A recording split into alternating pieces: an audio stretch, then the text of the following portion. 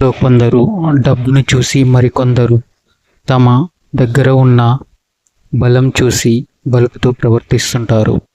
తమకు ఎవ్వరూ సాటి లేరని తాము చెప్పిందే వేదమని భావిస్తారు. కానీ ప్రకృతి మనకు చెప్పే ఒక గొప్ప సత్యం ఏమిటంటే, ఎంత ఎత్తుకు ఎదిగిన గాలిపటమైనా దానిని నిలబెట్టేది క్రింద ఉన్న దారం. దారం తెగిపోతే గాలిపటం ఆకాశంలో ఉండదు. అలాగే మనిషి ఎంత ఎదిగినా అతన్ని నిలబెట్టేది అతని వినయం, మంచితనం. అది లేకపోతే పతనం తప్పదు. పండ్లతో నిండిన మామిడి చెట్టు వంగి ఉంటుంది, కానీ పండ్లు లేని చెట్టు మాత్రం నిటారుగా నిలబడి గర్వపడుతుంది. నిజంగా విలువ ఉన్నవారు ఎప్పుడు వినయంగా ఉంటారు. విలువ లేని వారే ఎక్కువ శబ్దం చేస్తారు.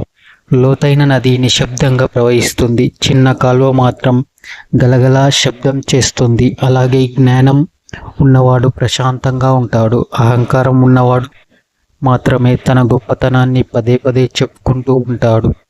ఒక్కసారి ఆలోచించండి, సూర్యుడు ప్రతిరోజు ఉదయిస్తాడు. అతను ఎప్పుడైనా నా వల్లే ప్రపంచం నడుస్తుంది అని చెప్పాడా? భూమి నిరంతరం తిరుగుతుంది. అది ఎప్పుడైనా తన గొప్పతనాన్ని చాటుకుందా? ప్రకృతిలో గొప్పవైనవి నిశ్శబ్దంగా తమ పని చేస్తుంటాయి. కానీ చిన్న విషయాలకే గర్వపడే మనిషి మాత్రం తనను తాను ఎక్కువగా ఊహించుకుంటాడు. బెలూన్ ఎంత పెద్దగా కనిపించినా దాని లోపల గాలి మాత్రమే ఉంటుంది. ఒక చిన్న సూది చాలు దాన్ని పేల్చడానికి. అలాగే అహంకారంతో నిండిన మనిషి బయటకు ఎంత గొప్పగా కనిపించినా ఒక చిన్న పరీక్ష చాలు అతని స్థాయి చూపించడానికి. కాలం చాలా విచిత్రమైనది. ఈరోజు నిన్ను చూసి 10 మంది నిలబడి నమస్కరిస్తే రేపు అదే 10 మంది నిన్ను గుర్తుపట్టకపోవచ్చు. ఈరోజు నీ దగ్గర సంపద ఉంటే రేపు పరిస్థితులు మారవచ్చు. ఈరోజు నీకు అధికారం ఉంటే రేపు అది ఇంకొకరి చేతిలో ఉండవచ్చు. సముద్రం తనలోనికి వచ్చే ప్రతి నదిని స్వీకరిస్తుంది, అందుకే అది సముద్రం అయ్యింది. అహంకారం ఉన్న చెరువు మాత్రం తనకున్న కొద్దిపాటి నీటికే గర్వపడుతుంది, చివరకు ఎండిపోతుంది. జీవితంలో నిలిచేది బలం కాదు, నిలిచేది పేరు. నిలిచేది డబ్బు కాదు, నిలిచేది మనిషి మంచితనం. నిలిచేది అహంకారం కాదు, నిలిచేది వినయం. ఎందుకంటే అహంకారం అద్దం లాంటిది, చూస్తే పెద్దగా కనిపిస్తుంది కానీ పడితే ముక్కలైపోతుంది.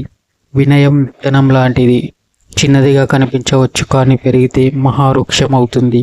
అందుకే బలుపుతో ఓవర్ చేసే ప్రతి మనిషి గుర్తుంచుకోవాల్సిన విషయం ఒక్కటే: ఆకాశాన్ని తాకిన చెట్టు కూడా భూమిలోనే ఉంచుతుంది.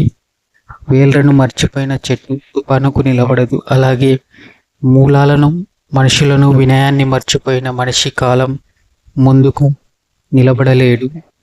అహంకారం మనిషి కొంతకాలం పైకి తీసుకువెళ్ళవచ్చు, కానీ వినయం మాత్రం జీవితాంతం గౌరవాన్ని నిలబెడుతుంది.